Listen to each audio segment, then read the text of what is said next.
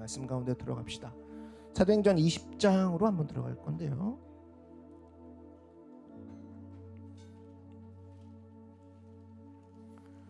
여러분 더우세요? 더워요? 아, 저만 덥죠? 그래요. 자, 사도행전 20장 23절에서 24절 우리 말씀을 경외하는 마음으로 자리에서 일어나서 말씀을 대하겠습니다. 사도행전 20장 23절에서 24절 우리 힘차게 함께 읽겠습니다. 시작. 오직 성령이 각 성에서 내게 증언하여 결박과 환난이 나를 기다린다 하시나 내가 달려갈 길과 주 예수께 받은 사명 곧 하나님의 은혜의 복음을 증언하는 일을 마치려 하면은 나의 생명조차 죽음도 귀한 것으로 여기지 아니하노라. 아멘. 네, 자리에 앉겠습니다. 우리 옆 사람과 다시 한번 인사해 볼까요? 오늘 주의 말씀이 기대가 됩니다. 인사하겠습니다.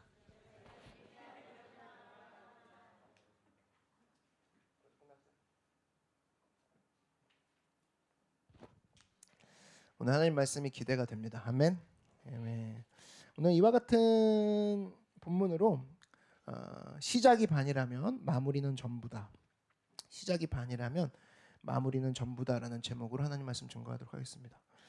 오늘이 프레이 퍼스트 이제로 친다 그러면 완결하는 날이죠.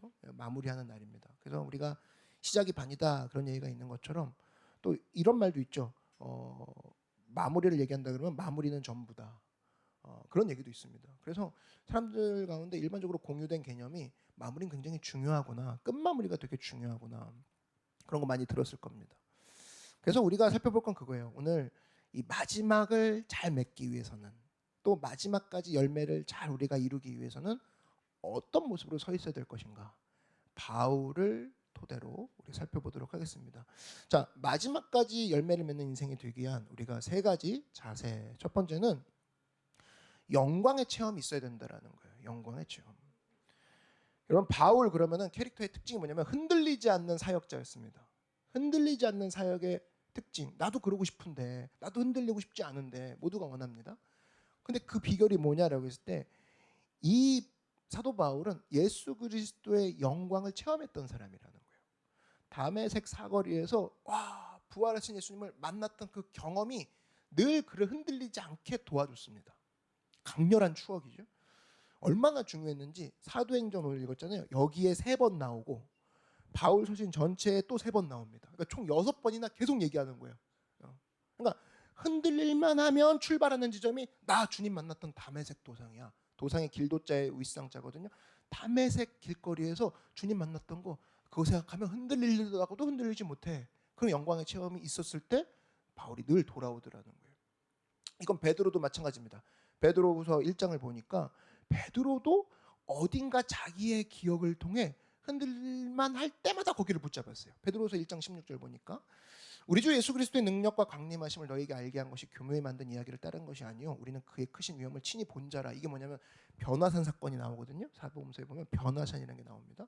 변화산에서 예수님의 영광된 변형된 모습을 본 거예요. 거기서 베드로가 잊지 못하는 거예요. 그러면서 베드로서 1장 17절 이어서 지극히 큰 영광 중에서 이러한 소리가 그에게 나기를 이는 내 사랑하는 아들이요 내 기뻐하는 자라 하실 때에 그가 하나님 아버지께 존귀와 영광을 받으셨느니라. 한마디로 베드로도 기억하는 거예요. 흔들릴 때마다 예수님이 변화산에서 영광 가운데 변형된 모습 나는 기억해. 흔들릴 수가 없지. 그러니까 뭐 안 흔들릴래 이렇게 된 게 아니라 그 영광된 체험이 이 사람을 붙들고 가는다는 거예요. 근데 영광이란 단어가 좀 재밌더라고요. 영광이란 단어가 그 뜻을 보면 히브리어로 무게라는 뜻도 같이 있습니다. 그러니까 무겁다, 웨이트 친다 그러죠. 그 웨이트라는 뜻도 있어요. 그래서 영광이라는 게 무겁다라는 뜻도 있기 때문에 사실 한 사람이 영광을 체험하잖아요. 그 사람은 무게를 짊어지고 있기 때문에 흔들리지 않는 인생을 살 수 있다라는 거. 굉장히 중의적인 표현이지만 참으로 이제 신묘막측합니다. 와, 어떻게 영광이 무게랑 똑같지? 그래서 영광을 본 자, 예수님을 만난 자, 그 사람은 진중할 수밖에 없다는 거예요. 가볍지 않다는 겁니다. 막 흔들리고 날아다니고 가볍지 않다는 거예요. 여러분, 예수님 만나기 전에 백성들 한번 보십시오. 보면 이 제자들 특히 뭐 베드로나 야고보나 이런 애들 보면 느낌이 뭐냐면 가볍습니다. 철량됩니다. 어떤 느낌이냐면 아무 때나 막 칼 뽑아들고 막 베드로 같은 경우는 막 칠까요? 막 누가 크냐? 뭐 주님 뭐 하늘 올라가시면 저를 옆에 두시죠. 전체적으로 되게 가볍고 천박한 느낌 받습니다. 그리고 사람들 막 복음 증거했을 때 안 받아들이니까 불을 내려드릴까요? 막 이러고 있어요. 그러니까 사실은 다 죽여버리죠. 막 이런 얘기가 나오거든요. 그러니까 느낌이 뭐냐면 제자들 가볍네. 참 가볍네 이런 인상을 받습니다. 그리고 베드로가 이제 절정을 이루죠. 이제 예수님 이제 십자가 달려 돌아가기 전에 세족식을 하죠. 베드로 이제 발 씻기니까 예수님 뭐 제 발은 절대 못 씻깁니다. 막 이렇게 하다가 내가 너를 씻기지 않으면 아무 상관이 없느니라 얘기했더니 그러면 목욕까지 시켜주세요 이러죠. 근데 주님이 내가 때밀이냐 막 그러고 거기서 너랑 너 참 가볍다 이런 인상을 늘 보게 되는 거죠. 그 부분에 있어서. 근데 이랬던 가볍고 촐랑댔던 이 제자들이 사도행전으로 탁 넘으면서 그리스도의 십자가의 영광의 부활을 딱 봅니다. 예수님 진짜 부활하셨네? 예수님은 우리에게 성령을 주셨네? 예수님을 진짜 만나자마자 그때부터는 베드로가 무겁게 갑니다. 흔들리지 않습니다. 영광을 받기 때문에 그렇다는 거예요. 그래서 여러분 예배가 중요한 이유가 뭐냐? 영광을 받기 때문에 그렇다는 거예요. 우리 아까 처음 찬양했던 게 오늘 선곡했던 게 주께 가까이, 그죠? 뭐 주께 날 이끄소서, 주님께 안기기 원합니다. 대부분 그런 표현이 되게 많지 않습니까? 이게 왜 중요하냐? 여러분 예배 오기 전에는 기도 제목만 들고 옵니다. 답답한 거예요. 그죠? 산으로 따지면 아브라함이 이삭을 데리고 갈 때 산만 보일 거 아니에요. 포인트 오브 뷰가 아브라함의 시점은 산만 보인다고. 얘를 데리고 가서 어떻게 제사 드릴고 답답하죠. 우리가 그런 마음으로 성전 들어오는 거예요. 근데 예배가 왜 중요하냐? 예배는 주께 안기는 거죠. 맞습니까? 그죠? 주님께 안기기 원합니다. 막 외치잖아요. 그러면 이렇게 산을 막힌 상태에서 아브라함이 이삭을 끌고 와. 근데 이렇게 오다가 주께 안기래. 주님만 바라보죠. 주님께 안겼더니 아브라함이 안겼더니 뭐가 보이냐? 방금 전까지 기도 제목만 보이는 눈앞에 막힌 답만 보이다가 딱 주님 품에 안겼더니 주님은 모두 보고 계세요. 기도 제목뿐 아니라 반대편에 있는 기도 응답도 보고 계신 분이죠. 믿으십니까? 그럼 주님 품에 안겼더니 기도 제목도 보여, 기도 응답도 보이는 거예요. 그러니까 예배 끝나고 나서 차분해지는 겁니다. 걱정 없어. 하나님이 반대쪽에서 기도 응답을 올려주고 계셔. 그러니까 예배를 드리고 영광을 맛본 자는 진중해집니다. 함부로 막 입을 놀리지 않아요. 큰일 났어 어떻게 난리 났어 이제 끝났어. 그거는 이쪽만 보는 사람들이에요. 영광을 못 본 자들. 하나님께 안기고 그분이 예비하시는 분이구나. 반대편에서 순양을 올려보내는 분이구나. 난 그래서 더 이상 흔들리지 않아. 이 영광의 체험을 통해서 끝까지 갈 수 있는 힘이 있다는 겁니다. 여러분 모두가 오늘 하나님의 영광을 체험하는 예배 가운데 영광을 체험하는 여러분들에게 주의 이름으로 축원합니다. 자, 두 번째는요. 열매를 맺기 위해서는 어떻게 되냐? 끝까지 가야 된다는 거예요. 끝까지.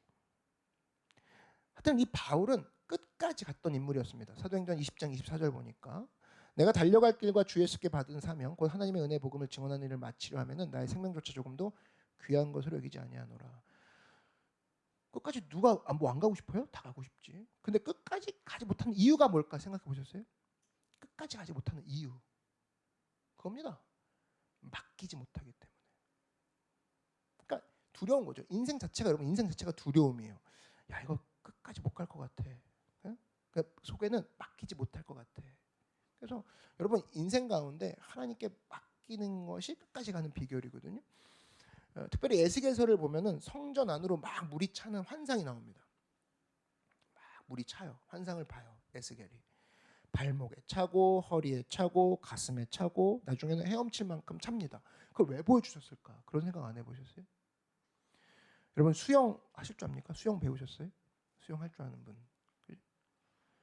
보면은 몸에 힘을 다 뺀다 그러죠. 수영하시는 분들 몸에 힘 다 빼고 그러니까 약간 에고이스트가 수영을 잘 못하더라고. 나 혼자 막 붙잡고 있고 막 내가 힘을 줘야지. 절대 안 되고 저는 이제 물속에 들어가서 헤엄은 쳐요. 숨을 못 쉬어서 그렇지. 두 가지가 늘 충돌하죠. 물속에 들어가면 뜨고 싶다는 꿈, 그죠? 그 다음에 물에서는 힘을 빼고 싶지 않아라는 자기 욕심. 이 두 가지가 늘 충돌합니다. 여러분 사람이 제일 싫은 게 뭔지 아세요? 힘 빼는 거 싫어요. 힘 빼는 거. 그죠? 뭐 아까도 율동할 때 힘 빼야지 율동이 나올 수 있는 거잖아요. 근데 나는 절대 안 해. 무슨 율동이야, 막 그죠? 힘 빡 주고 있죠. 그게 이제 사람이 힘든 거예요. 힘든 거 얼마나 힘들어. 네, 힘 빼야 이제 막 돌고 막 하죠. 근데 어느 순간 수영도 마찬가지예요. 물에 뜨는 순간은 내가 힘 뺀다라고 포기하는 순간 뜨는 거예요. 신앙도 마찬가지입니다. 성령 안에서 오늘 인도함을 받은 이 바울의 모습을 살펴보고 있는데, 인도함 받는 바울 보면 나도 저러고 싶다. 다윗 보면 나도 저렇게 되고 싶다. 막 그 갈망이 생기죠. 나도 저렇게 뜨고 싶대요. 근데 현장에 딱 오니까 어때요? 힘 빼 그러죠. 힘 빼. 갑자기 힘 빼라는 그거는 하기 싫은 거예요. 교회 안에서는 뜨고 싶다. 나도 저렇게 믿음 가운데 뜨고 싶다. 밖에 나가서는 힘 빼라 그랬어요. 힘 못 뺍니다. 주님 저는 못 뺍니다. 제가 꽉 쥐고 가겠습니다. 이게 늘 충돌되는 거죠. 이걸 뭐라고 하냐? 그러니까 하나님 내가 뜨고 싶습니다. 교회 안에서는. 그 밖에서는 절대 힘 안 뺄 거예요. 이거 왔다 갔다 하는 걸 뭐라고 하는 거예요?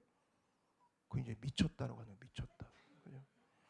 교회 안에서는 믿습니다. 그리고 나가서는 안 놓을 거예요. 절대 난 주님 못 믿어요. 놓으실 거잖아요. 놓으실 거잖아요. 왔다 갔다 하는 거예요. 그게 문제라는 거예요. 왜 그러냐? 왜 자기 힘 포기 못할까? 이유는 딱 하나예요. 내 컨트롤을 넘어가는 거 싫은 거예요. 아웃 오브 컨트롤이 싫은 거예요. 여러분 알게 모르게 우리는 우리 인생 통제하고 싶습니다. 우리 인생을 컨트롤하고 싶어져요. 여러분 여행 가죠. 여행 갔을 때 뭐 이렇게 배 같은 거 타려고 하면 노 주잖아요. 노를 달라고 합니다. 또 물길 흐름이 있는데 노를 달라고 해요. 그래서 노를 달라고 하는 이유는 뭡니까?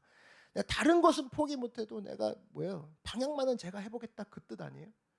흘러가는 물길이 있는데 제가 한번 저어볼게요. 그겁니다. 여러분 하나님께서 여러분에게 주신 배가 있으면 믿음으로 그 흐름을 타고 가야 되는데 맡기면 되는데 방향만은 제가 선택해 볼게요. 그 노련하죠. 그런 많이 믿은 사람일수록 그런 얘기하는데 방향만은 제가 선택하면 안 될까요? 이러고 삽니다. 그래서 역류에서 올라가려고 그러고 그죠? 죽어라 노고를 짓고 그죠? 하나님이 또 져주시는 분이기 때문에 어느 정도 봐줍니다. 그러면 자기 대로 가는 줄 알고 막 좋아하고 그러니까 인생이 피곤한 거죠. 그러니까 역류하는 인생. 물길에 맡기는 배가 아니라 노를 젓는 인생으로 사는 거예요. 그러니까 왜 노를 접니까? 거기서 맡겨야죠. 흐름에. 그래서 이런 사람들은 보통 언제 능력이 임하냐면 병들었을 때 능력이 임합니다. 노절 힘이 없어서 버틸 힘이 없을 때 그때 배가 가네? 주님 감사해요. 이렇게 되는 거예요. 안타깝죠. 사역도 마찬가지입니다. 사역도 마찬가지예요. 왜 못 맡깁니까? 주님이 흘러가는 건데 주님의 그 흐름에 맡기는 건데 왜 내가 노를 젓냐는 거예요. 선교가 왜 필요하냐?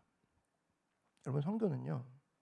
이런 거예요. 내가 컨트롤 못하는 환경 가운데 하나님을 경험할 수 있는 가장 정수에 있는 게 선교입니다. 한국은 어느 정도 통제가 되잖아요. 그죠? 지하철 타고 버스 타고 이렇게 가면 되고 집까지의 거리 계산이 되잖아요. 근데 선교는 뭐냐? 먹는 거 자는 거 일단 통제가 안 됩니다. 이동 안 됩니다. 내 뜻대로 되는 게 하나도 없어요. 자기 컨트롤을 벗어나죠. 요즘 청년들 중에 자기가 컨트롤 못하면 미쳐버리는 애들 있죠. 선교 반드시 경험해야 됩니다. 버티는 거거든요. 왜? 선교 가면 하나도 컨트롤 안에 들어오는 게 없거든요. 근데 하나도 컨트롤 되지 않는 환경 위에 완전히 컨트롤 하시는 주님을 경험한다는 거예요. 믿으십니까? 갔다 온 분들은 알죠. 소름 끼치는 거. 맞아. 그때 무지개 확 떴고 그때 기도했을 때 막 차가 딱 서고 그때 기도했을 때 문이 팍 열리고 저 사람 문신 가득한데 전했더니 확 믿고 막 가족들이 뛰쳐나오고 대박. 내가 통제된 게 하나도 없어. 그래서 여러분 이게요. 살면서 컨트롤할 수 없는 환경이 나한테 다가온 거랑 그 환경으로 내가 자의적으로 들어간 거랑은 게임이 다릅니다. 그럴 수 있죠. 그죠? 그럴 수 있잖아요. 내가 원하지 않는 환경에 살 수 있는 거. 그거는 사실은 다른 문제라는 거예요. 내가 주님 믿고 들어가겠다. 이게 뭡니까? 맡긴다라는 거예요. 여러분 설교도 마찬가지입니다. 제가 뭐 설교 별로 잘하려고 하지도 않아요. 왜냐하면 이게 맡기거든요. 그러니까 이게 설교를 막 준비를 이상하게 한다는 소리가 아니라 하고도 결과를 주님께 맡긴다고. 왜? 이게 내 싸움인가? 하나님 싸움이지. 맞지 않아요? 하나님 싸움이에요. 그럼 맡기라고. 맡긴다는 마음으로 전해요. 성경 보니까 이런 얘기 나와 있어. 선포하라고 했지 영접시키라고 했어요? 그런 말 없어요. 영접시키라고 누가 했습니까? 영접은 주님이 시키는 거지. 맞습니까? 우린 선포하는 것만 하는 거예요. 설득과 영접은 주님 몫이야. 근데 우리는 어디까지 하냐? 딱 보니까 분석해서 안 될 것 같으니까 저희는 그냥 여기서 예배만 드릴게요. 상황을 지켜볼게요. 뭐 나중에 타이밍을 볼게요. 그런 얘기 없어요. 전하래요. 변화는 내 몫. 하나님 몫이라는 거예요. 많은 사람들이 거기서 머뭇거리는 거예요. 그 사람은 물살의 삶을 맡기는 거. 그래서 보세요. 처음에 그 환상이 발목에 차죠. 이건 뛸 수 있는 거예요. 뛸 수 있네. 그죠? 그다음에 이제 뭐 무릎에 차죠. 이건 걷기는 하죠. 이러면서 허리에 찹니다. 이거는 뭐 사실은 물살에 따라 좀 다르지만 뭐 그 내가 버틸 수는 있어요. 근데 이 물살 나중에 어디까지 오면 헤엄칠 수 있는 지점까지 오죠. 이거는 붕 다리가 떠가지고 나중에는 이때는 맡기지 않고서는 갈 수 없는, 오히려 맡기지 않으려고 하는 게 더 힘든 그런 삶이 된다는 거예요. 여러분 삶 가운데 주님께 내 삶을 맡김으로 끝까지 갈 수 있는 그런 인생이 되게 주의 이름으로 축원합니다. 세 번째는 열매를 거두기 위해서는 어떻게 되냐? 현장으로 가야 된다는 거예요. 현장으로. 오늘 사도행전 20장 23절 보니까 오직 성령이 각성해서 내게 증언하여 결박과 환난이 나를 기다린다 하시나. 이게 에베소 장로들과 헤어지면서 이런 거예요. 에베소 장로들이 위험합니다. 그쪽으로 가면 위험하십니다. 얘기를 했어요. 그랬는데 예루살렘 간다고 하니까 사도 바울이 그래요. 나도 안다는 거예요. 나도 안다. 그러면서 뭐라고 하냐? 결박과 환난이 나를 기다린다 하시나. 그러면서 성령님이 가라고 하신다. 그러면서 현장으로 가버리죠. 현장으로. 거기 무서워. 가지마. 안 돼. 가잖아요. 현장으로. 여러분 악한 마귀가 우리에게 주는 시험이 여러 가지가 있는데 그 중에 하나가 뭐냐면 나는 예수님 잘 믿어요. 하나님의 영광을 뭐 사모해요. 그러면서 현장 안 가는 거. 이게 마귀가 주는 시험입니다. 나는 뭐 잘해요. 뭐 예배만 드려요. 그리고 그 자리에 머물러 있을게요. 이게 일종의 시험이라는 거예요. 영광 봐야죠. 예수님 만나야죠. 그리고 영광을 보고 예수님 만난 다음에 어디로 가야 돼? 현장으로 가야죠. 현장으로. 우리는 우리끼리 있는 게 너무 좋다고 얘기합니다. 그죠? 찬송가 그거 아시죠? 442장 그죠? 그 3절이었나? 그죠? 밤 깊도록 동산 안에 주와 함께 있으려 하나. 그다음 뭐예요? 괴로운 내가 음을 잘못 잡으면 괴로운 세상에 할 일 많아서 날 가라 명하신다. 후렴 뭐예요? 주님 나와 동행을 하면서 나를 친구 삼으셨네.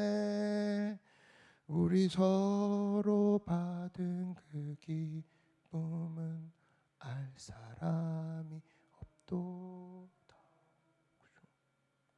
현장에서 나를 알아줄 사람이 한 명도 없다는 거야. 난 동산에 있고 싶어요. 근데 예수님 뭐라고 하십니까? 날 가라 명하신다. 우리 이 찬양 왜 부르는지 여러분들 이해 못하더라고.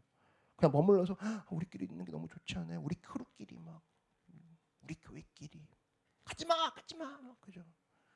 여기가 좋사오니 가야죠. 괴롭지만 집구석으로 들어가야죠. 그죠? 바가지 빡빡 긁어도 들어가야죠. 안 믿는 엄마 아빠 내가 들어가서 같이 섬기고 가야죠. 그죠? 부모님 안 믿는다고 막 그죠? 막 적대시하고. 여러분 10계명의 부모님을 공경하라 했습니다. 사랑하고 존경 안 누가 사랑하고 존경까지 하래. 분명히 공경하라고 돼 있다고. 지하철에 타고 있는 타시는 할아버지 할머니 자리 내어듯이 공경하라고. 너는 사랑과 존경까지는 바라지도 않아. 공경도 안 하냐? 라고 하면서 성경이 마지노선을 치는 게 10계명이죠. 근데 그거 하려면 현장으로 들어가야죠. 집구석 싫다고 막 기도원 올라가 있고 막 피해 있고 막 그죠? 아니라는 거예요. 직장 괴로워도 가야지. 거기서 막 별의별 고민에 써야 있는 사람이 기도 부탁하고 싶은데 크리스찬이 한 명도 없어. 회사 안에. 그거 하려고 회사 보낸 건데 나는 주님 제 점수라면 다른 데 갈 수 있잖아요. 제 꿈이 직무유기죠. 직무유기. 괴로워도 가야죠. 좋은 것만 있을 거예요. 현장으로 가야죠. 사도 바울 뭐예요? 분명히 얘기하잖아요. 내가 가면 거기 환난과 핍박이 기다리고 있으나 여러분 바울이 머리가 없습니까? 이 사람 4개 국어하는 사람이에요. 당시 하버드 나온 사람이에요. 이 사람이 똑똑하지 않겠냐고. 현장 속에서 들어가는 이유가 거기서 승리하지 않고는 열매가 없다는 걸 알기 때문에 들어가는 거 아닙니까? 여러분도 마찬가지예요. 현장 속에 들어가야 돼요. 이스라엘이 전쟁에 이제 휩쓸면서 남쪽 유다가 선지자들의 예언대로 예루살렘이 무너집니다. 그래서 이제 느부갓네살, 당시에 느부갓네살이 침공을 해가지고 이스라엘 전체가 포로가 돼서 끌려가거든요. 근데 이때 이제 느부갓네살 이 왕이 되게 똑똑해. 뭐냐면 전부 다 끌고 가지 않고 지도층, 똑똑한 애들만 끌고 갑니다. 청년들, 엘리트들. 이게 참 머리가 잘 돌아가는 건데 지도층을 무너뜨리면 그 민족의 미래는 없거든요. 특별히 이스라엘에 똑똑해 보이는 애들 다 데리고 갑니다. 그때 끌려갔던 애들이 막 다니엘 이런 애들이죠. 끌려갔는데 이스라엘 백성들이 이제 끝난 거죠. 민족의 미래가 다 끌려갔으니까. 바벨론을 풀로 다 끌려갔어요. 그랬을 때 이제 이때 일어난 현상이 참 재밌는데 당시 종교 지도자들이 있죠. 목사들. 무슨 선포를 했냐면 가짜 꿈을 외칩니다. 아합이나 시드기야 같은 사람이 뭐라고 하냐면 주로 무슨 얘기냐? 긍정적인 얘기를 합니다. 너희들이 포로지만 금방 돌아갈 거다. 끌려왔지만 포로 생활 오래 지속되는 거 아니야? 금방 돌아갈 거야 하면서 그 포로한테 맞는 이야기만 했어요. 그러니까 어떻게 하냐? 불만을 조장하고 이스라엘에 대한 향수만 떠오르게 하는 그런 메시지를 막 전했습니다. 일종의 약간 인기주의 파퓰리즘이죠. 그러니까 사람들이 듣고 싶은 얘기만 전했더니 어떤 일이 벌어지냐? 사람들이 바벨론에 끌려온 지금은 잠깐이야라고 생각하는 순간 게을러지기 시작했어요.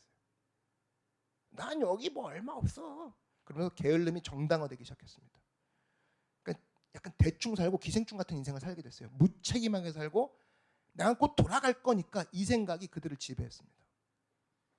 그때 하나님이 가만두지 않았어요. 뭐냐? 예레미야를 통해서 하나님 메시지를 증거합니다. 똑바로 듣게 하라 하면서 예레미야 29장에 뭐라고 하냐면 앞에 그 거짓 선지자들이 얘기했던 것과 전혀 다른 얘기가 나와요. 그게 예레미야 29장 5절인데 포로 생활하는 사람한테 얘기가 나가는 겁니다.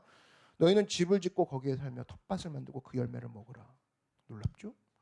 아내를 맞이하여 자녀를 낳으며 너희 아들이 아내를 맞이하여 너희 딸이 남편을 맞아 그들로 자녀를 낳게 하여 너희가 거기에 번성하고 줄어들지 아니하게 하라. 집 짓고 정착하라 그 소리입니다. 포로들한테. 최선의 환경을 개발하라. 돌아갈 날 기다리지 마라. 거기서 네 선지의 삶을 충실히 살아라. 한마디로 과수원 짓고 열매 맺어라. 새로운 삶을 살아라. 뿌리 내려라. 그 얘기를 해버립니다. 하나님께서. 무슨 얘기냐? 경제를 위해서 생산을 위해서 바벨론 토양에 익숙해지라. 바벨론을 임시라고 생각하지 말아라. 장가 들어서 자식 낳고 거기서 살아라. 그 땅에 평안을 구하라. 샬롬을 구하라. 이런 얘기를 하나님이 얘기하십니다. 무슨 얘기냐? 당시 거짓 선지자들이 곧 돌아갈 거야. 여긴 임시야. 이렇게 얘기한 거는 정반대 얘기를 증거하고 있죠. 그냥 대충 살아라. 대충 살아라. 곧 떠날 거야. 이런 얘기와 정반대의 것들 하나님이 표현하고 계시는 겁니다. 예레미야를 통해서. 그래서 오히려 예루살렘에 있던 예레미야를 통해서 아니다. 성실하게 살아라. 너희는 약속한 70년이 지나지 않고는 너희가 이곳에서 벗어나지 못할 것이다. 성실히 살아라. 더 열심히 살아라. 이 얘기를 했다는 거예요. 여기서 우리가 중요한 얘기가 나옵니다. 굉장히 중요한 메시지가 나오는데 하나님께서는 하나님 백성들이 항상인데 단 한 시간도 단 하루도 단 1년도 대충 살면서 하늘만 쳐다보라고 얘기하신 적이 한 번도 없더라는 거예요. 성경을 보면 그렇습니다. 어떤 메시지든 간에 여러분 하나님께로 오지 않은 메시지는 뭐냐? 대충 살아라. 임시다. 언젠간 지나갈 건데 주님 곧 오시니까 그냥 슬렁슬렁 해도 아무 문제 없다. 이게 하나님께로부터 오지 않은 메시지라는 겁니다. 이렇게 증거한 적이 한 번도 없다라는 거예요. 여러분 유배라는 게 이스라엘 백성만 유배합니까? 여러분 직장도 유배생활 같은 직장 있지 않아요? 유배는 이거죠. 자기가 원치 않는 거. 내가 지금 원하지 않는 곳에 와 있는 게 유배 아닙니까? 어떤 사람 유배 같은 직장이 있어요. 나 간다. 여기 곧 떠난다. 원치 않는 직장. 마지못해 먹고 산다. 내가 마지못해 출근한다. 내 기회를 보리라. 이런 사람 있고요. 자리도 마찬가지 아닙니까? 내가 원하는 자리가 아니야 여기는. 언젠가 이탈할 거야. 언젠가 나 떠날 거야.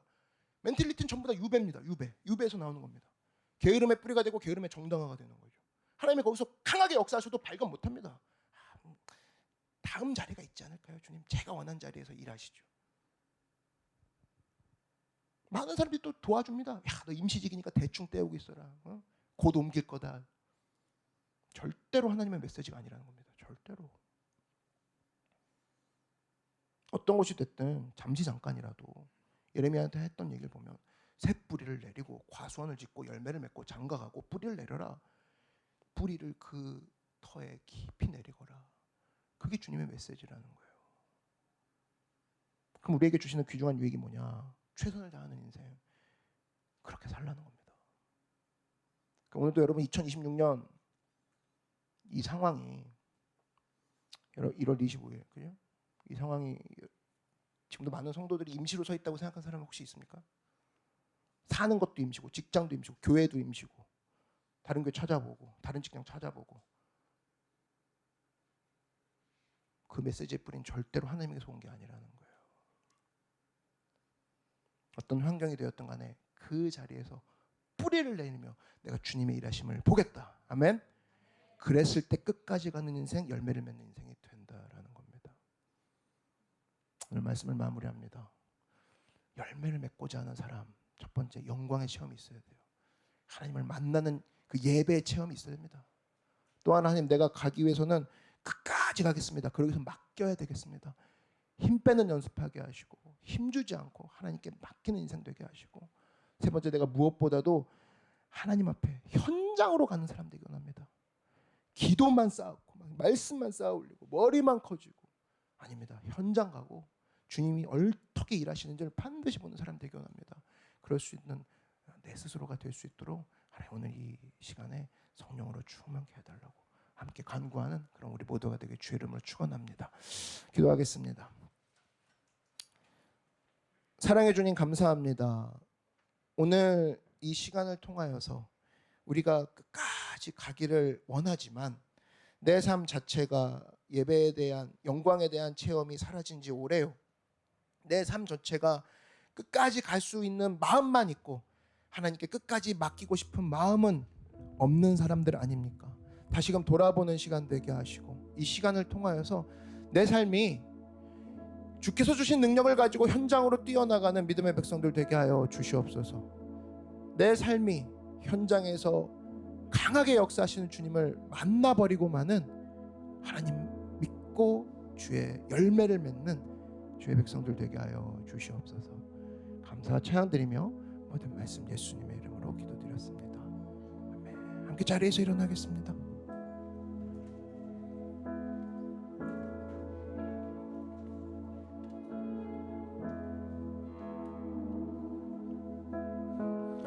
이 시간 우리가 함께 찬양할 건데요, 이 찬양 가운데 하나님 강하게 역사하시고 우리 삶 전체를 통해서 관통하며 가시는 주님의 사랑과 능력을 내가 느끼기 원합니다. 오늘 우리 가운데 임하여 주십시오. 우리 기도하는 마음으로 이 찬양 함께 찬양하고 기도하는 시간 갖겠습니다. 주의 자녀로 산다는 것은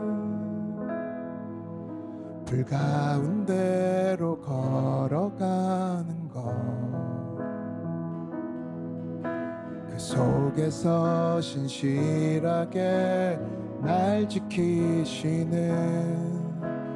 그 손길을 경험하는 것, 주의 자녀로 산다는 것은 바다 위로 걸어가는 것,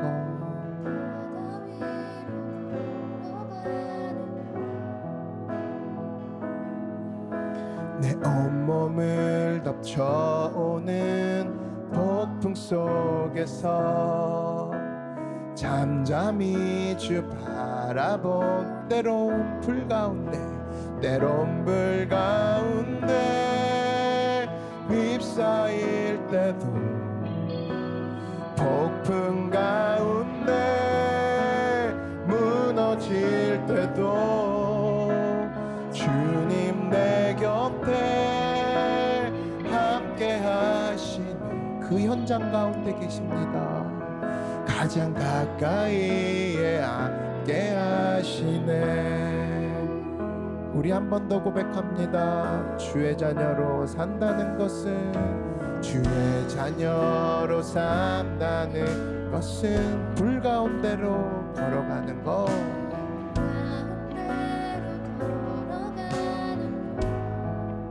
그 속에서 신실하게 날 지키시는 그 손길을 경험한 주의 자녀로 산다는 것, 주의 자녀로 산다는 것은 바다 위로 걸어가는 것, 걸어가는 것 내 온몸을 덮쳐오는 폭풍 속에서 잠잠히 주 바라보 때론 물 가운데 휩싸일 때도 폭풍 가운데 무너질 때도 주님 내 곁에 함께 하시네 가장 가까이에 함께 때론 불 가운데 휩싸일 때도 폭풍 가운데 무너질 때도 주님 내 곁에 함께 하시네 가장 가까이에 때론 불 가운데 휩싸일 때도 폭풍 가운데 무너질 때도 주님 내 곁에 함께 하시니 가장 가까이에 함께 하시네 주의 자녀로 산다는 것은 주의 자녀로 산다는 것은 나도 그들을 용납하는 것 나도 그들을 용납하는 것 나를 위해 달리신 십자가 사랑 그 사랑으로 살아가 주의 자녀로 산다는 것은 주의 자녀로 산다는 것은 주님과 함께 동행합니다 동행하는 것 주께서 지신 십자가 기꺼이 지고 주와 우리 두 손 높이 들고 나갑니다 때론 불 가운데 휩싸일 때도 폭풍 가운데 무너질 때도 주님 내 곁에 함께 하시니 가장 가까이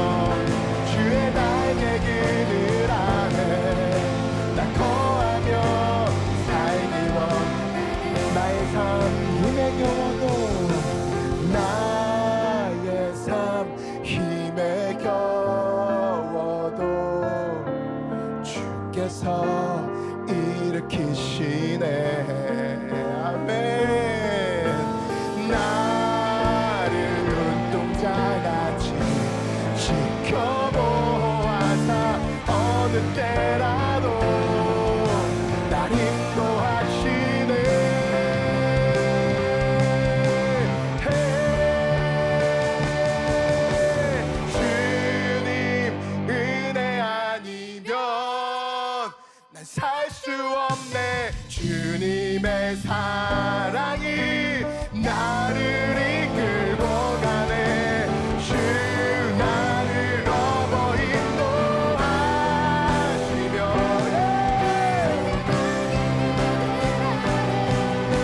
난 거하며 살기 원하네. 사랑합니다.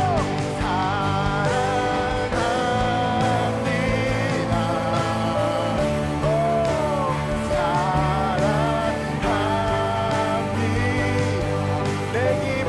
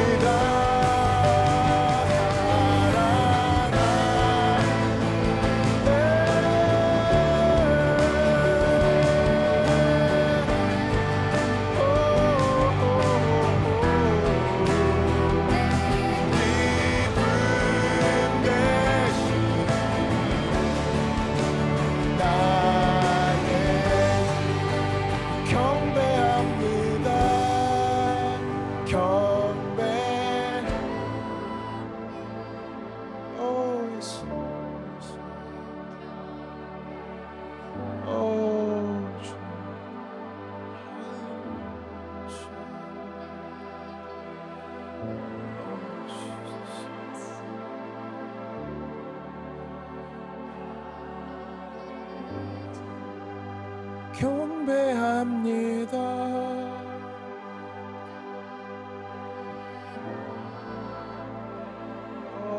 예수 주옵소서.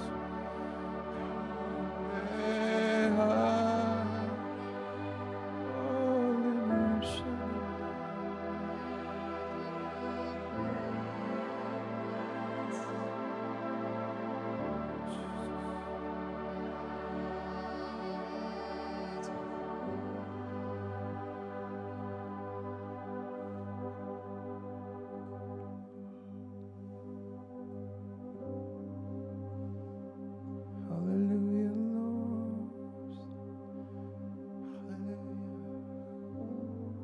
Hallelujah. 주님 현장으로 우리를 보내실 때 주님 마음은 어떻겠습니까?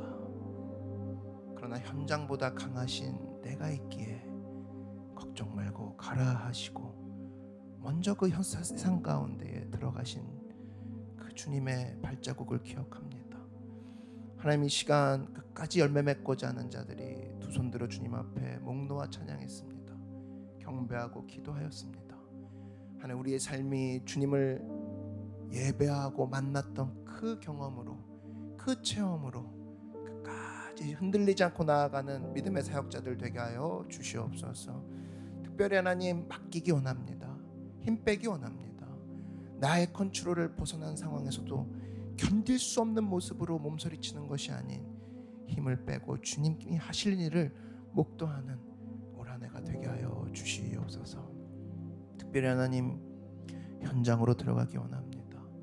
나의 집과 직장과 내가 정말로 가기 싫어하는 곳, 임시 거처가 아닌 뿌리를 내리고 기도로 또 찬양으로 하나님이 그곳에서 일하시는 것들을 보고야만은, 열매 맺고야만은 믿음의 백성들 될 때에 주님 성령으로 위로하시고 힘주시고 영광과 은혜 가운데 붙잡아 주시옵소서. 우리 가운데 이미 그렇게 일을 행하시고 지금도 일을 그렇게 하고 계시며 앞으로도 변함없으실 우리의 참된 소망 되신 예수 그리스도 이름으로 기도드렸습니다. 아멘. 할렐루야, 할렐루야, 할렐루야, 할렐루야. 아멘. 아멘. 할렐루야, 할렐루야, 할렐루야. 제가 기도하겠습니다. 사랑의 주님, 오늘 예배를 통하여서 주의 크고 놀라운 은혜를 우리가 맛보았습니다. 이 은혜를 기억하고 한 해 힘들고 어려운 일이 있을 때마다 주님 계시지, 주님 일하시지 라는 마음으로 흔들리지 않고 돌아오는 한 번 한 번의 귀한 예배가 되게 하여 주시고, 특별히 우리가 결심하고 다짐한 것들 가운데 맡길 줄 아는 훈련 주님이 펼치실 때 힘들어하거나 삐지지 말고 하나님 맡기길 원하시는군요. 우리의 고개가, 우리의 곧은 목이 부드러워지기 원합니다 라는 마음으로 하나님 앞에 순종하며 나아가는 백성들 되게 하여 주시옵소서. 현장 두렵고 어렵고 지저분하고 참 그 부분이 나를 힘들게 할지라도 예루살렘이라는 현장에서 몸찢겨 십자가에 달리신 예수님도 그곳을 떠나지 않으셨다는 걸 기억하며 예수님과 함께 현장에서 열매와 또 주님의 영광을 맛보는 우리가 되게 하여 주시옵소서. 감사드리며 모든 말씀 예수님의 이름으로 기도드렸습니다. 이제는 예수 그리스도의 은혜와 하나님 아버지의 크고 놀라우신 사랑과 또 우리가 얼마나 힘들고 어렵고 주님을 갈망하는지 아시는 그 성령님의 역사하심이 오늘 각자의 자리에서 끝까지 가기 원합니다. 맡기기 원합니다. 현장으로 보내주소서라고 주님 앞에 아뢰는 모든 예배자들의 머리 위에와 가정과 가족과 모든 범사 위에 그리고 우리 교회 위에 이제부터 영원토록 함께 계실지어다. 아멘. 아멘.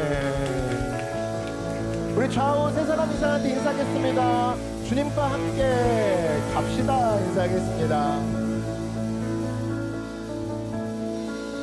그래요 여러분, 즐거운 또 평안한 주일 되시고 다음 주에 뵙도록 하겠습니다. 안녕.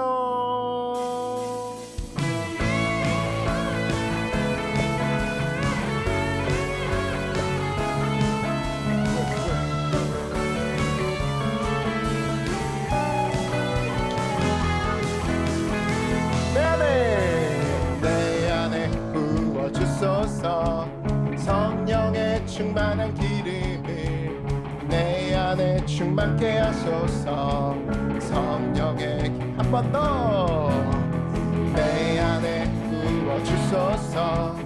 성령의 충만한 기름을 내 안에 충만케 하소서.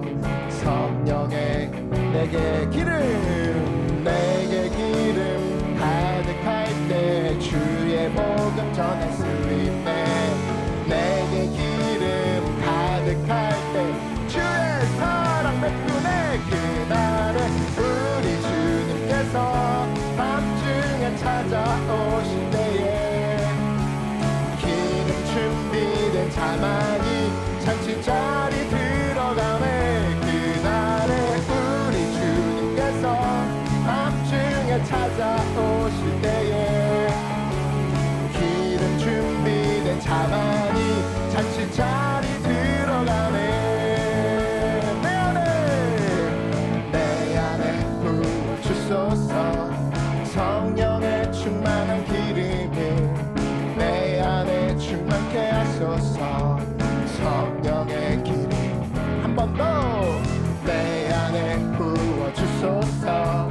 성령의 충만한 기름을 내 안에 충만케 하소서. 성령의 내게 기름 주의 복음 전할 수 있네. 내게 기름 뜁시다. 주의 사랑 베푸네. 우리 주님께서 밤중에 찾아오실 때에 내 기름 준비 참아 돕시다. 잔치자리 들어가네. 그날에 우리 주님께서 밤중에 찾아오실 때에 기름 준비된 자만이 마지막으로 한 번 더. 그날에 우리 주님께서 밤중에 찾아오실 때에 기름 준비 자만이 잔치자리 들어가네.